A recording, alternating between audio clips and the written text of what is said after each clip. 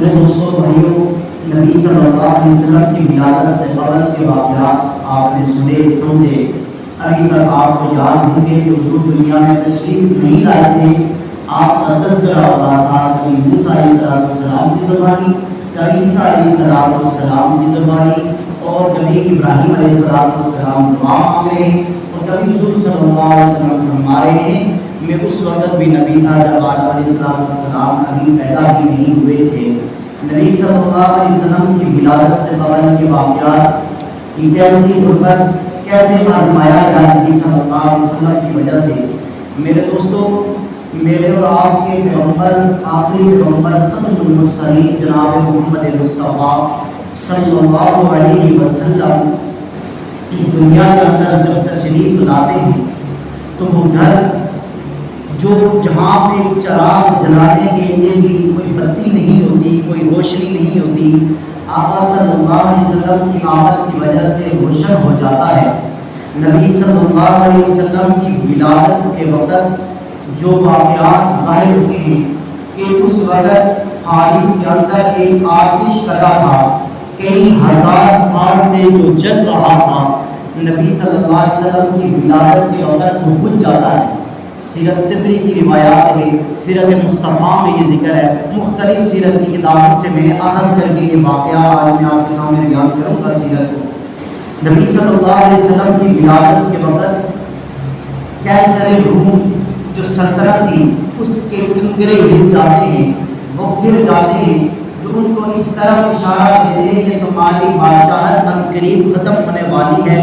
اس وجہ سے ایک ایسا بادشاہ پیدا ہو گیا ہے کہ جس کے قدموں کے نیچے تمہاری سلطنت جا کے لگے گی، جس کے خادموں کے گھوڑے، جن کے صحابہ کے گھوڑے یہاں آئیں گے، ان علاقوں کو فتح کر دیں گے۔ میرے دوستوں، نبی صلی اللہ علیہ وسلم کی ولادت کے چند دن گزرتے ہیں، ولادت سے پہلے ہی آپ کے والد کا انتقال ہو جاتا ہے۔ پھر نبی صلی اللہ علیہ وسلم کی کفالت آپ کے دادا عبد المطلب کرتے ہیں۔ عبد المطلب اپنے اس پوتے کی خوشخبری سنتے ہیں، بڑے ہی خوش ہوتے ہیں کہ میرے یہاں پوتا پیدا ہوا ہے۔ تو پھر نبی صلی اللہ علیہ وسلم کو ان کی ماں آمنہ دودھ پلاتی ہے کچھ عرصے تک۔ پھر دوسری جو دودھ پلانے والی ابو لہب کی باندی جس کا نام سویبہ تھا، وہ آپ کو دودھ پلاتی ہے۔ اس کے بعد حلیمہ سعدیہ جو بنو سعد دوسرے قبیلے سے تھی، اس وقت چونکہ اس وقت یہ رواج تھا کہ بچوں کے اعلیٰ پرورش کے لیے، اچھی قسم کی آب و ہوا کے لیے کسی دوسری جگہ بھیج دیا جاتا جہاں کی آب و ہوا زیادہ بہتر ہو۔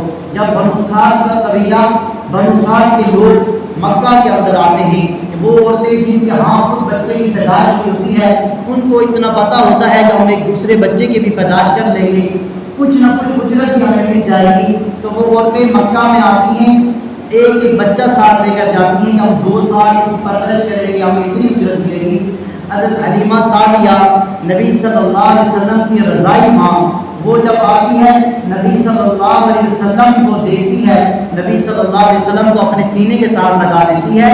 حضرت آمنہ سے کہتی ہے کہ مجھے یہ بچہ دے دو، میں اس کو ساتھ لے کر جاؤں گی، اس کو میں دودھ پلاؤں گی، پھر جب دودھ پلانے کی مدت ختم ہو جائے گی تمہارے حوالے کر دوں گی۔ تو حضرت حلیمہ سعدیہ حضور صلی اللہ علیہ وسلم کو بچپن کی حالت میں ساتھ لے کر جاتی ہے۔ تو حلیمہ سعدیہ کیا بیان کرتی ہیں؟ وہ کہتی ہے کہ میں جب مکہ کے اندر آتی ہوں تو میری وہ اونٹنی جس کے اندر میں سوار ہو کر آئی تھی، بعض روایت میں آتا ہے وہ ایک گدی تھی، گدی کے اوپر سوار ہو کر آتی ہے، ایسی لاغر ہو گئی تھی کہ اس کے اوپر چلنا بھی مشکل تھا، ساری سواریوں سے پیچھے ہو جاتی تھی۔ نبی صلی اللہ علیہ وسلم کی برکت ہوئی، جب نبی صلی اللہ علیہ وسلم کو ساتھ لے کر میں جا رہی تھی تو یہ جو میری گدی تھی یہ سب سے آگے چل رہی تھی، اس کی برکت، نبی صلی اللہ علیہ وسلم کی برکت کی وجہ سے۔ اور میری بکریاں چرنے کے لیے جاتی تھی، شام کو اسی طرح بھوکی آتی تھی، ان کے اندر دودھ وغیرہ بھی نہیں ہوتا۔ نبی صلی اللہ علیہ وسلم جب میرے گھر میں آئے اس کے بعد بکریاں جاتی، چر کر واپس آتی، خوب سیر ہو کر واپس آتی، ان کا دودھ بھی زیادہ ہوتا۔ نبی صلی اللہ علیہ وسلم کی آمد کے ساتھ ہی میرے گھر میں برکتیں ہی برکتیں آ گئی۔ یعنی جب سے نبی صلی اللہ علیہ وسلم کو میں نے اپنی گود میں لیا میرے گھر میں برکتیں ہی برکتیں آ گئی۔ نبی صلی اللہ علیہ وسلم کی وہاں پر پرورش ہوتی ہے۔ آپ کی ایک رضائی بہن جو ان کی عمر سے بڑی تھی حضرت شیمہ جن کا نام تھا، وہ نبی صلی اللہ علیہ وسلم کا خیال رکھتی، ان کو ساتھ لے جاتی۔ نبی صلی اللہ علیہ وسلم جب چلنے پھرنے لگے 4-5 سال کی عمر تک حلیمہ سعدیہ کے پاس رہے کہ جب مدت رضاعت ختم ہوتی ہے حلیمہ سعدیہ واپس نبی صلی اللہ علیہ وسلم کو ان کی ماں آمنہ کے پاس لا کر دیتی ہے، پھر کہتی ہے کہ میرا دل کرتا ہے میں اس کو کچھ عرصہ اور اپنے ساتھ رکھوں، یعنی میں نے تو وہ جو مدت تھی وہ تو مکمل ہو گئی، لیکن میرا دل کرتا ہے 1-2 سال تک اگر آپ اجازت دیں میں اس کو اپنے ساتھ رکھوں۔ آمنہ اجازت دے دیتی ہے، پھر یہ واپس ہاتھ لے کر جاتی ہے۔ حضرت شیمہ جب وہ جاتی ہے بکریاں چرانے کے لیے اپنے اس بھائی کو بھی ساتھ لے جاتی ہیں تاکہ یہ بھائی میرے ساتھ ہوگا، وقت اچھا گزر جائے گا۔ ایک بار کیا دیکھتی ہیں کہ میرا بھائی کھڑا ہے، جو ایسے کھڑا ہے، اس کو چاروں طرف سے چند لوگوں نے گھیرا ہوا ہے اور اس کے سینے کو چاک کر رہے ہیں۔ چاک کرنے کے بعد اندر سے کچھ نکالنے کے بعد آپریشن کر کے اس کو صاف کرتے ہیں، دھوتے ہیں، پھر اس کو واپس رکھ دیتے ہیں۔ یہ اس کو شق صدر کہتے ہیں۔ نبی صلی اللہ علیہ وسلم کا سینہ مبارک چاک کیا گیا، 4 مرتبہ کیا گیا۔ چاک کیوں کیا گیا؟ تاکہ نبی صلی اللہ علیہ وسلم کے سینے سے اس دل کو نکالا جائے، دل کو دھویا جائے، شیطانیت کا جو مادہ ہے، شیطان کو جو حصہ ہے اس کو اٹھا کر باہر نہیں کیا جائے، تاکہ شیطان نبی صلی اللہ علیہ وسلم پر کسی طرح بھی حملہ نہ کر سکے۔ تو میرے دوستو وہ باغی بھی اپنی ماں کے پاس جاتی ہیں، جا کر کہتی ہیں اے ماں میرا وہ جو بھائی ہے محمد اس کے ساتھ عجیب سا واقعہ ہے، چند لوگوں نے اس کو پکڑ کر اس کو چیرا ہے اور اس کے اندر سے یہاں چیز نکال کر دھو رہے تھے۔ جب اماں سعدیہ آتی ہیں، حلیمہ سعدیہ آ کر دیکھیے نبی صلی اللہ علیہ وسلم کے چہرے کا رنگ اترا ہوا تھا، پریشان کھڑے حیران کھڑے ہوئے تھے۔ انہوں نے نبی صلی اللہ علیہ وسلم کو اپنے سینے کے ساتھ لگا دیا، اپنے گھر کے پاس لے جاتی ہیں۔ تو میرے دوستو یہ شق صدر کا پہلا واقعہ اس موقع پر ہوا تھا۔ دوسرے موقع پر ہوا جب نبی صلی اللہ علیہ وسلم پر وحی نازل ہونے والی تھی، اس سے کچھ عرصہ پہلے یہی شق صدر ہوا، پھر دوسری مرتبہ ایسا کیا گیا۔ یہ خود نبی صلی اللہ علیہ وسلم فرماتے ہیں میرے ساتھ شق صدر 4 مرتبہ ہوا۔ تیسرے موقع پر شق صدر کا موقع جب نبی صلی اللہ علیہ وسلم معراج کے موقع پر جانے لگے تھے، اس موقع پر ہوتا ہے چوتھی مرتبہ وفات سے قبل ایک مرتبہ ہوتا ہے کہ 4 مرتبہ شق صدر ہوا، نبی صلی اللہ علیہ وسلم کے قلب اطہر کو پاک کیا۔ تو یہ بچپن کے واقعات۔ پھر اس کے بعد نبی صلی اللہ علیہ وسلم کی سیرت آگے کی طرف لے چلتے ہیں۔ حلیمہ سعدیہ کی برکات وہاں پر بے شمار برکات جب وہ دیکھتی ہیں، اس کے بعد جب اس کو اس کے ماں کے حوالے کر دیتی ہیں، ان کی پرورش ان کے دادا عبد المطلب کرتے ہیں۔ کچھ ہی عرصہ گزرتا ہے، پہلے ان کی ماں فوت ہو جاتی ہے، دنیا سے چلی جاتی ہے، اس کے بعد آپ صلی اللہ علیہ وسلم کا دادا عبد المطلب بھی دنیا سے چلے جاتے ہیں۔ اس کے بعد نبی صلی اللہ علیہ وسلم کی کفالت آپ کے چاچا ابو طالب کرتے ہیں۔ ابو طالب اگرچہ نبی صلی اللہ علیہ وسلم پر ایمان تو نہیں لائے تھے کہ جب نبی صلی اللہ علیہ وسلم نے نبوت کا اظہار کیا تھا، ابو طالب اس وقت زندہ تو تھے، ایمان تو نہیں لائے تھے، لیکن ہر موقع پر نبی صلی اللہ علیہ وسلم کا ساتھ دیتے تھے۔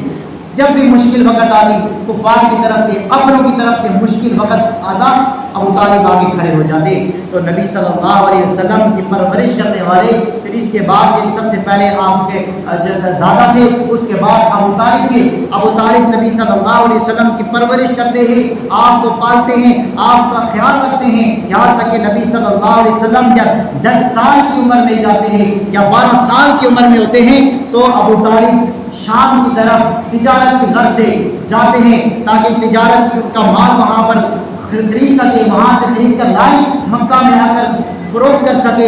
نبی صلی اللہ علیہ وسلم کو اپنے ساتھ لے کر جاتے ہیں۔ یہ سیرت کی کتابوں میں لکھا ہوا ہے، جب یہ سفر کر رہے ہیں راستے میں جاتے ہیں، ایک جگہ پر پڑاؤ ڈالتے ہیں، جب وہاں پر رکتے ہیں وہاں کا ایک راہب تھا جس کا نام تھا ایک نستورہ راہب، ایک بحیرہ راہب دیکھتا ہے کہ مکہ کا ایک قافلہ آ رہا ہے، اس کے ساتھ ایک 12 سال کا بچہ ہے، وہ اس کے اندر نبی صلی اللہ علیہ وسلم کے اندر وہ علامات دیکھ لیتا ہے جو ایک نبی کے اندر علامات ہوتی ہیں، اس نے اپنی کتابوں کے اندر دیکھ لیا تھا۔ میں نے جس طرح عرض کیا تھا پچھلے جمعے کے اندر تمام قسم کی جو علامات تھی وہ کتابوں کے اندر موجود تھی، اس نے وہ علامات دیکھ لی تھی۔ وہ کیا کرتا ہے، وہ قافلے والوں سے کہتا ہے کہ کل میری طرف سے آپ لوگوں کی دعوت ہے، آپ لوگوں نے جانا نہیں ہے۔ تو وہ تمام لوگ کہتے ہیں ٹھیک اگر آپ دعوت کرتے ہیں تو یہ سارے لوگ اس راہب کی دعوت کی طرف دعوت کے لیے آتے ہیں. نبی صلی اللہ علیہ وسلم کو وہاں اس قافلے کے پاس مال کے پاس چھوڑ کر آتے ہیں. جب وہ سارے وہاں پہنچ جاتے ہیں تو وہ راہب پوچھتا ہے کہ آپ سارے تو آ گئے ہو, وہ 12 سال کا ایک بچہ ہے وہ کیا کیا وہ مجھے نظر نہیں آتا. تو وہ لوگ کہتے ہیں اس کو تو ہم نے اپنے مال کے پاس جمع کر دیا تھا, اپنے مال کے پاس وہاں پر رکھ دیا تھا کہ مال کی حفاظت کرے.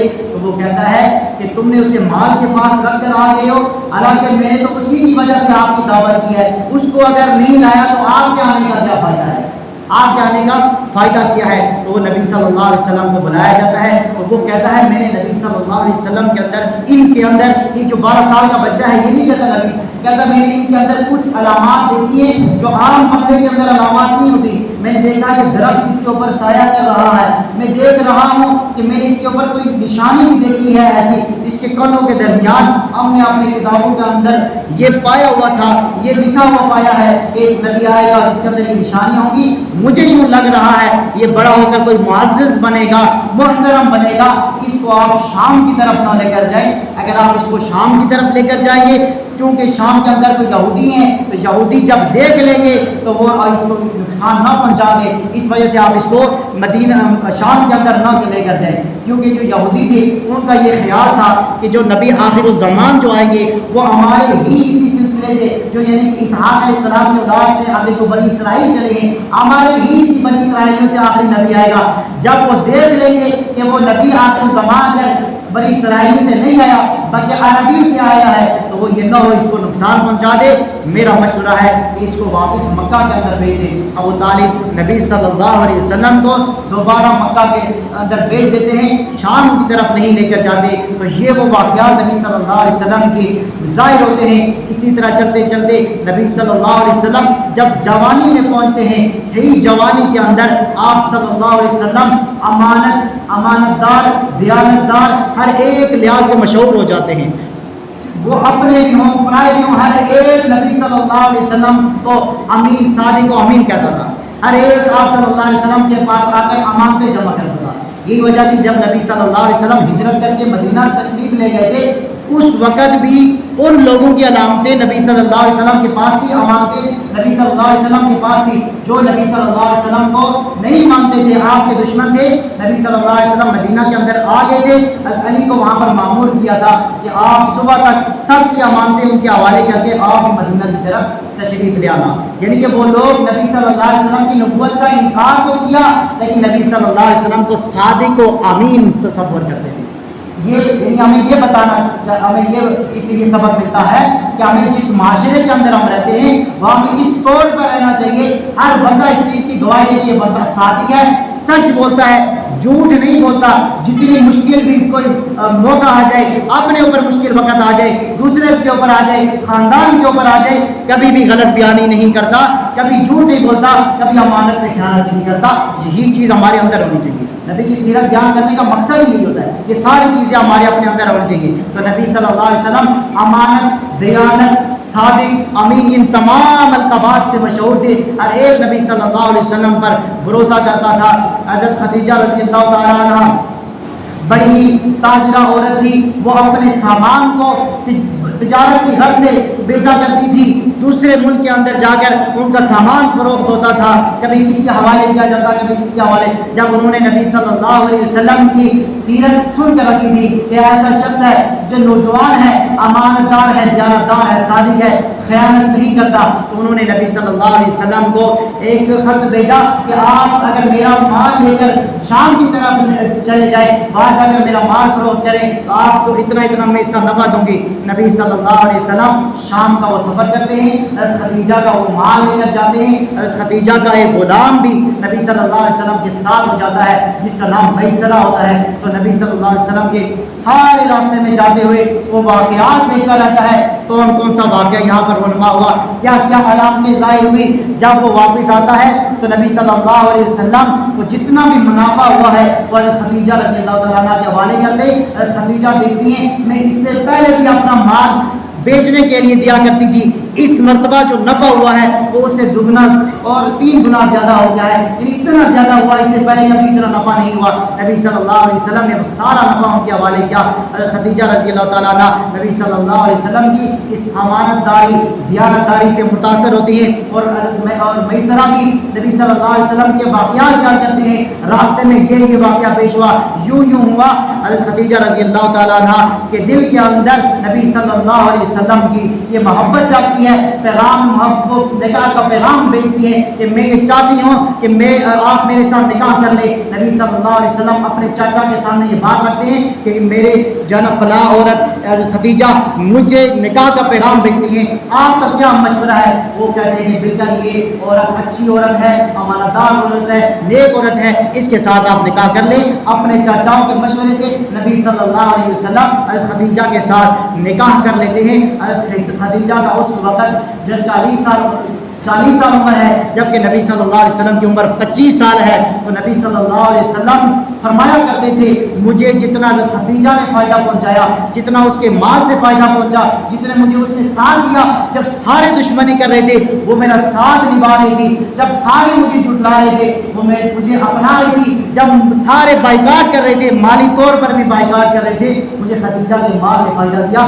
आयशा भी फरमाती है नबी सल्लल्लाहु अलैहि वसल्लम बार बार खदीजा का तज़किरा करते थे, जब भी कुर्बानी करते उनमें खदीजा का भी हिस्सा निकाला करते थे। यानी इतना ज़्यादा नबी सल्लल्लाहु अलैहि वसल्लम को ख्याल रखा करती थी कि नबी सल्लल्लाहु अलैहि वसल्लम का उसके साथ जब निकाह हो जाता है, उसके बाद नबी सल्लल्लाहु अलैहि वसल्लम की सीरत ही इन्हीं दिनों के अंदर ही एक वाक़या और रोनमा होता है कि हल्फ़ुल फ़ुज़ूल के नाम से एक हल्फ लिया जाता है, मक्का के लोग जमा होते हैं। वाक़या यूँ होता है कि एक शख्स आता है यमन के अंदर से, यमन से आता है अपना माल फरोख्त करने के लिए बाज़ार उकास के अंदर, मक्का का एक बाजार था जिसको उकास कहते थे, वो माल फरोख्त करता है।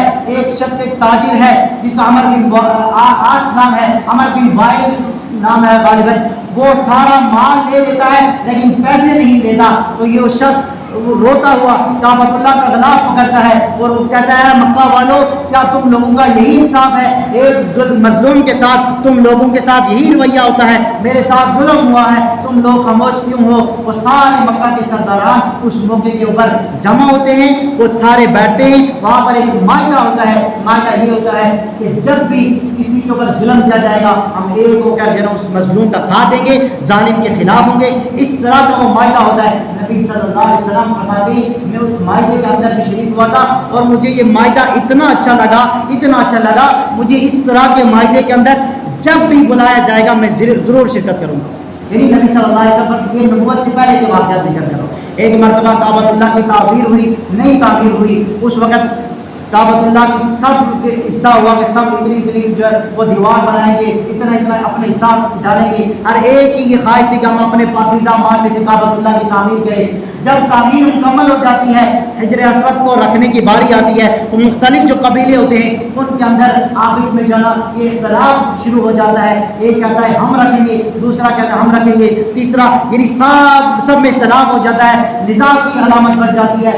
बात यहाँ तक पहुँच जाती है कि लोग एक दूसरे के दस्त को गिरबान हो जाए, तो उस वक़्त कोई शख्स कहता है छोड़ो चलो ये करते हैं। हम देखते हैं सुबह काबतुल्लाह के अंदर, हरम के अंदर जो शख्स सबसे पहले दाखिल होगा हम उसी से फैसला करवाएंगे, छोड़ देते हैं, चल वही मुअज़्ज़ज़ शख्स होगा, वो जो फैसला करेगा हमें मंजूर होगा।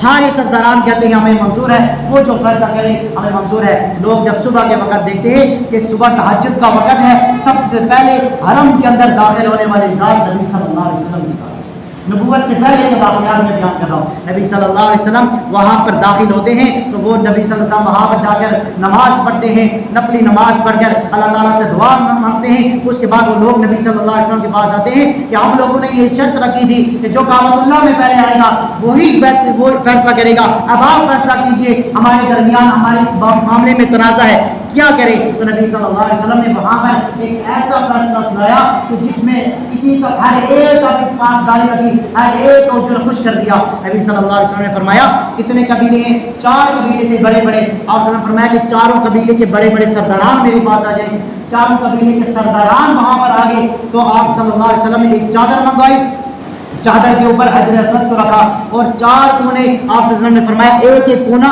एक एक सरदार पकड़ ले।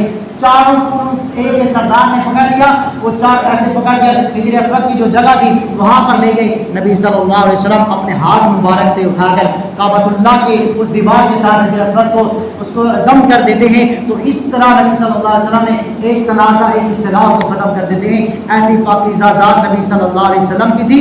नबी सल्लल्लाहु अलैहि वसल्लम हर वक्त गौर और फिक्र में रहते, और इस फिक्र में रहते कि हमारी ज़िंदगी का कोई मकसद है, कि कोई ऐसी तो चीज़ है कि जिसकी वजह से हमें सिर्फ यही तो हमारा मकसद नहीं है कि ये जो कुछ लोग कर रहे हैं, कोई बुतों की इबादत कर रहे हैं, क्योंकि काबतुल्लाह के अंदर भी 360 बुत रख दिए गए थे, शराब नोशी थी, जुल्म था, जबर था, हर किस्म की बुराई थी। नबी सल्लल्लाहु अलैहि वसल्लम इन तमाम चीज़ों से तंग होकर चंद दिन का राशन लेकर, खाना लेकर गारे हिरा के अंदर चले जाते, वहाँ जाकर इबादत करते, गौर और फिक्र में लगे रहते, गौर और फिक्र में लगे रहते कि या अल्लाह मुझे तो कोई सही सिमत की तरफ इशारा मिल जाए, सिरात मुस्तकीम की तरफ मैं गामज़न हो जाऊँ, मुझे तो कोई ना कोई इस तरह का इशारा मिल जाए। जब राशन ख़त्म होता फिर घर में आते, फिर 2-3 दिन का राशन लेकर चले जाते। इसी तरह नबी सल्लल्लाहु अलैहि वसल्लम एक दिन वहाँ पर बैठे हुए थे, उसी वक्त वही का आगाज़ हो जाता है, जिब्राइल अमीन आते हैं। उसके बाद नबी सल्लल्लाहु अलैहि वसल्लम पर नबूवत की जो पहली वही इक़रा बिस्मि रब्बिकल लज़ी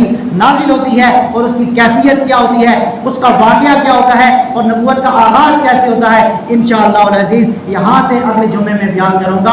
अल्लाह ताला से दुआ है, अल्लाह ताला मुझे और आपको जो कुछ कहा सुना, नबी सल्लल्लाहु अलैहि वसल्लम की जो सीरत बयान की है, अल्लाह रब्बुल इज़्ज़त हम सबको उस पर अमल करने की, उसको अपनाने की, दूसरों तक नबी सल्लल्लाहु अलैहि वसल्लम की ये प्यारी प्यारी सीरत दूसरों तक पहुँचाने की हम सबको तौफीक अता फरमाए।